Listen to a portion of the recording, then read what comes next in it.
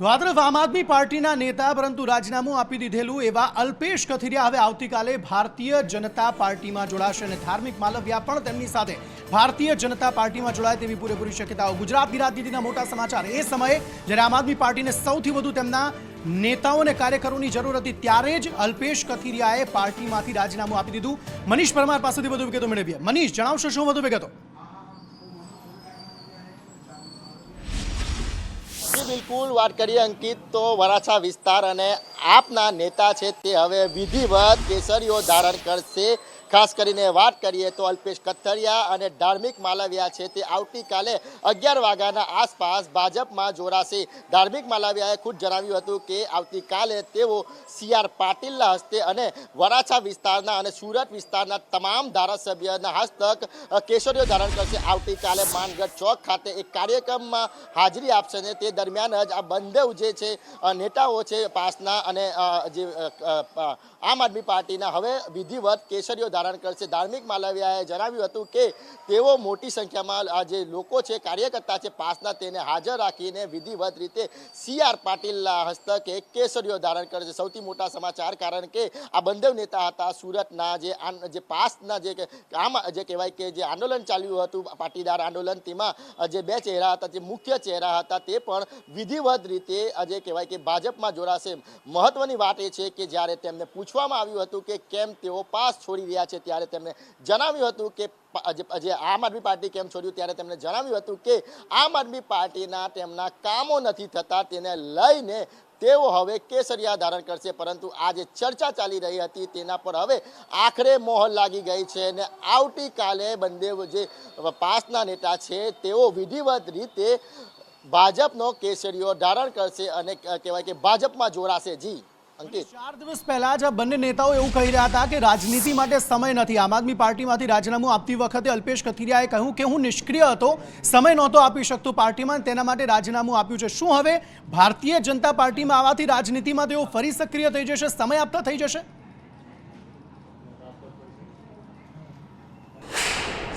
વાત કરીએ તો જે રીતનું તેમનું નિવેદન આપ્યું હતું તેને લઈને ચર્ચાનો દોર શરૂ થયો હતો કે રાજનીતિ માટે તેમને સમય નથી, પરંતુ થોડા દિવસ અગાઉ જે નિવેદન આપ્યું હતું ને હવે નિવેદન આપવામાં આવે છે કે મોટા એટલે વધુ કાર્યકર્તાઓ, મોટી સંખ્યામાં કાર્યકર્તાઓ સાથે તેઓ વરાછાના માનગઢ ચોક ખાતે કાર્યક્રમમાં હાજરી આપશે અને તે પર CR પાટીલ હાજર રહેશે। ત્યાં આગળ CR પાટીલના હાથે તેઓ કેસરીઓ ધારણ કરશે। એટલું જ નહીં, તમામ ધારાસભ્ય પર તે હાજર રહેવાના છે। એટલે જે નિવેદન આપ્યું હતું તેનાથી વિપરીત જે કહેવાય કે હવે નિવેદન આવી રહ્યું છે, કારણ કે તેઓએ અગાઉ જણાવ્યું હતું કે આમ આદમી પાર્ટીમાં તેમના કામો નથી થતા, એને લઈને તેઓએ રાજીનામું આપ્યું છે, પરંતુ હવે ભાજપમાં તેઓ વિધિવત રીતે કેસરીઓ ધારણ કરશે। એટલે ક્યાંક ને ક્યાંક જે રાજનીતિથી દૂર રહેવાની વાતો હતી તે બિલકુલ પાયા વિહોરને નીકળી અને હવે તેઓ જે કહેવાય કે ફરીથી કેસરીઓ ધારણ કરીને રાજનીતિમાં નવી ઇનિંગ શરૂ કરવા જઈ રહ્યા છે।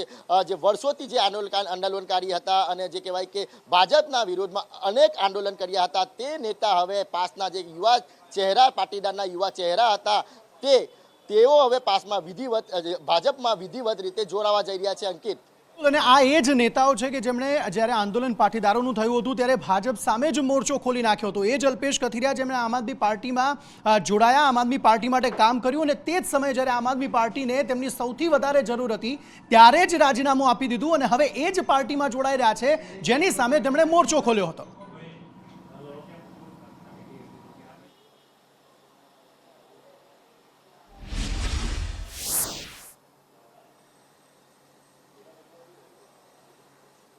जी मनीष, जी अंकित, बात करिए तो आज बंधु नेता हता तेमने आंदोलन ज्यांथी शरूआत थई हती बंधु नेताओ हार्दिक पटेलना खास नजीकना मानवामां आवी रह्या हता। आ बंधु नेताओ जे हार्दिक पटेल भाजपमां जोड़ाई गया, परंतु आ बंधु नेताओ छे तेमनुं आंदोलन चालू राख्युं हतुं अने भाजपना विरोधमां तेमणे एक जंग छेड़ी हती। ए जंग हजी लगीने यथावत हती, तेना माटे तेओ आम आदमी पार्टीमां पण जोड़ाया हता। आम आदमी पार्टीमांथी बंधु नेताओने विधानसभानी टिकिट पण आपवामां आवी हती। बंधु जे नेताओनी छे ते કારમી પરાજય પણ થઈ હતી। મનીષ, આપને અટકાવવા માંગીશ। કોંગ્રેસ નેતા ગીતાબેન પટેલ અમારી સાથે ફોન લાઈન પર જોડાઈ ગયા છે। ગીતાબેન, શું કહેશો? અલ્પેશ કથિરિયા જે છે તે હવે ભારતીય જનતા પાર્ટીમાં જોડાશે। એ નેતા કે જે પાટીદારોનું જે આંદોલન થયું હતું તે સમયે ભાજપ સામે તેમણે મોરચો માંડ્યો હતો અને હવે તેઓ ભારતીય જનતા પાર્ટીમાં જ જોડાશે। દિવસથી મને ખબર પડે છે, જાણ થાય છે કે અલ્પેશ કથિરિયા અને ધાર્મિક માલવિયા બીજેપી સાથે જોડાય છે. હમ પણ મારે એક પાટીદાર આગેવાન તરીકે, એક પાસના આંદોલનકારી તરીકે મારી એમને શુભેચ્છાઓ છે.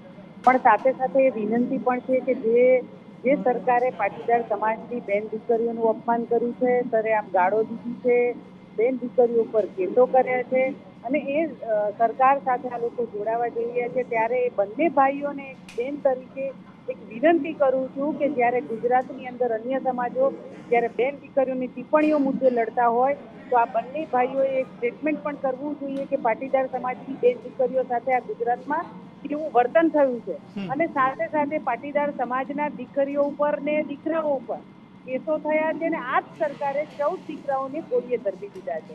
એનો જવાબ માંગવાના બદલે જ્યારે એ પાર્ટીમાં જોડાતા હોય છે ત્યારે ખૂબ દુઃખની વાત છે ને સમાજ માટે પણ ખૂબ દુઃખની બેન, વાત છે. સમાજ એ સવાલ પૂછશે ખરા અલ્પેશ કથિરિયા પાસે?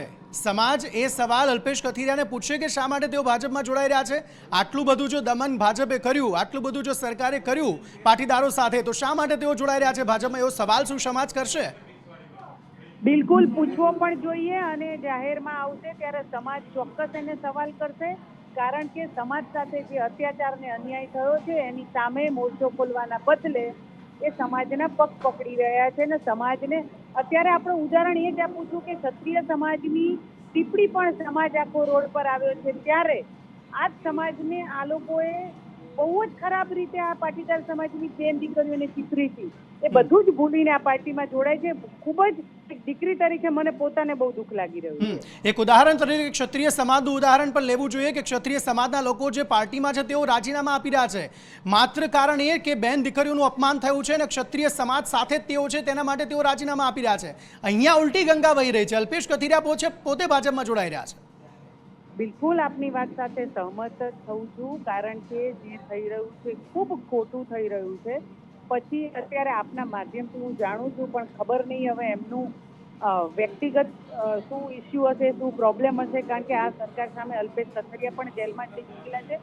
એવા અનેક આંદોલનકારીઓ છે જે આ સરકારના ભોગ બનેલા છે, જેના ઉપર અસંખ્ય કેસો થયેલા છે.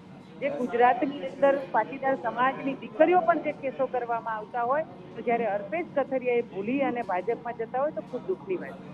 આભાર ગીતાબેન અમારી સાથે જોડાવા બદલ. તો ગીતા પટેલ પાટીદાર અગ્રણી અમારી સાથે જોડાયા હતા. તેમણે પણ કહ્યું કે આ ખૂબ ખોટું થઈ રહ્યું છે. અલ્પેશ કથિરિયા ભારતીય જનતા પાર્ટીમાં જોડાઈ રહ્યા છે, પરંતુ સમાજ એ સવાલ ચોક્કસપણે અલ્પેશ કથિરિયાને પૂછશે અને પૂછવો પણ જોઈએ જ્યારે જાહેરમાં અલ્પેશ કથિરિયા આવે છે કે એ પક્ષ સાથે તેઓ શા માટે જોડાઈ રહ્યા છે જેમણે તેમની જ બહેન દીકરીઓનું અપમાન કર્યું છે અને કેસો જે યુવકો પર કર્યા છે, પાટીદાર યુવકો પર, તે જ પક્ષ સાથે અલ્પેશ કથિરિયા જોડાઈ રહ્યા છે. આખું પ્લાનિંગ જે છે તે હાર્દિક પટેલ દ્વારા સૂત્રો તરફથી માહિતી પ્રાપ્ત થઈ રહી છે કે હાર્દિક પટેલ દ્વારા જ ગોઠવાયું હોય તેવી માહિતી પ્રાપ્ત થઈ રહી છે. મનોજ સોરઠિયા પાટીદાર અગ્રણી અમારી સાથે ફોનલાઈન પર જોડાઈ ગયા છે. મનોજભાઈ, સ્વાગત છે આપનું સંદેશ ન્યૂઝમાં. શું કહેશો? અલ્પેશ કથિરિયા ભારતીય જનતા પાર્ટીમાં જોડાઈ રહ્યા છે. ખૂબ જ દુઃખદ સમાચાર છે. તમારા વતી આ સમાચાર જાણવા મળ્યા છે મને તમારા માધ્યમથી. પાટીદાર સમાજ માટે આ અગર જો છોકરાઓ ભાજપમાં જોડાતા હોય તો આ સારા સમાચાર નથી. ભાજપે જે રીતે તમામ આંદોલનો સમાજને કચડી નાખવાની કોશિશ કરી છે, આ બંને છોકરાઓએ બહુ ખૂબ જ સંઘર્ષ પાટીદાર સમાજના અધિકારો માટે કર્યો છે, આજ સુધી લડતા આવ્યા છે. પણ આજે એમના ઉપર જે થયેલા કેસો છે જેનાથી ઘણા છોકરાઓ આજે પણ પીડાય છે, ઘણા છોકરાઓનું ભવિષ્ય અધ્ધરતાલ છે. મને એવું લાગે છે કે આ બંને અલ્પેશ અને ધાર્મિકે એટલા માટે આ નિર્ણય લીધો હોઈ શકે કે આ કેસો પાછા જાય અને છોકરાઓ જે છે મુક્ત થાય અને એમના ઉપર જે અત્યારે તલવાર લટકે છે એમાંથી એમને છુટકારો મળે. ને એવું હોત તો પાટીદાર યુવકો જે છે તે અનેક આ પહેલા પણ ભારતીય જનતા પાર્ટીમાં જોડાઈ ગયા છે. હાર્દિક પટેલ તેમાંનું એક નામ છે. એવું કશું થયું તો છે નહીં. આ રાજનીતિ માટે થઈ રહ્યું છે. શું નથી લાગતું કે સમાજ કરતા સત્તા વધારે વહાલી છે આ યુવકોને? મને એવું લાગે છે કે સત્તા કરતા એમને ખબર છે કે ભાજપમાં તેને કશું મળવાનું નથી. હાર્દિક પટેલને કઈ તો પછી શા માટે જોડાઈ રહ્યા છે અલ્પેશ કથિરિયા? જો કશું મળવાનું, દરેક વખતે કોઈ પણ જે નેતાઓ હોય છે તે ભારતીય જનતા પાર્ટીમાં જોડાય છે ત્યારે આવું જ કહે છે કે કશું મળવાનું નથી, ખબર છે, તેમ છતાં પણ અમે જોડાઈએ છીએ. તો પછી અલ્પેશ કથિરિયા જે પાટીદાર નેતા છે, પાટીદાર યુવક છે, એ શા માટે એ પક્ષ સાથે જોડાઈ રહ્યા છે જેમણે તેમના જ સમાજનું અપમાન કર્યું છે? મેં તમને કીધું એવી રીતે એમના ઉપર જે કેસો થયા છે, અલ્પેશ અને ધાર્મિક ઉપર તો કેસો છે જ, એના સિવાય પણ ઘણા બધા પાટીદાર છોકરાઓ યુવાનો ઉપર કેસો થયા છે.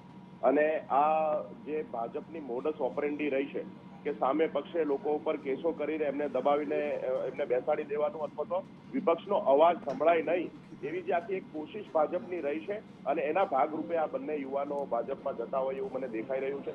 આપણે સૌ જાણીએ છીએ કે સુરતની લોકસભા સીટ ઉપર પણ ભાજપે સામે પક્ષે કોઈને પણ ઉભા ના રહે એના માટેના પૂરતા પ્રયત્ન કરીને એ શક્ય બન્યું છે. તો હું એવું માનું છું કે આ આપણા માટે, ગુજરાત માટે, ગુજરાતના પાટીદાર સમાજ માટે આ દુઃખદ ઘટના છે. આમાં કોઈ ખુશ થવા માટે કે ભાજપની તાકાત કઈ વધવાની છે એના માટે કોઈ ખુશ થવાની જરૂર નથી. માત્ર સમાજે આ વાત ઉપરથી સબક લીધા જેવો છે કે જે છોકરાઓ સમાજ માટે લડે છે, જે સમાજ માટે સંઘર્ષ કરે છે, એને એમ્પાવર કરવાનું કામ કરવું જોઈએ. એ જ્યારે ચૂંટણીઓ લડતા હોય વિપક્ષની નહીં, પાટીદાર સમાજે પણ મનોમંથન કરવાની જરૂર છે. મનોજભાઈ, આભાર અમારી સાથે જોડાવા બદલ. પરંતુ એ વાત ચોક્કસ કહીશ કે પાટીદાર સમાજે પણ મનોમંથન કરવાની જરૂર છે. એ યુવકો સાથે વાતચીત કરવાની જરૂર છે જે કાર્યકર્તાઓ બની કે નેતાઓ બનીને ભારતીય જનતા પાર્ટીમાં જોડાઈ રહ્યા છે. ક્ષત્રિય સમાજનું ઉદાહરણ લેવાની જરૂર છે કે જે સમાજ માટે કોઈ પણ પક્ષ જે છે તે અપમાન કરે છે તેમની સાથે તેઓ શા માટે જઈ રહ્યા છે.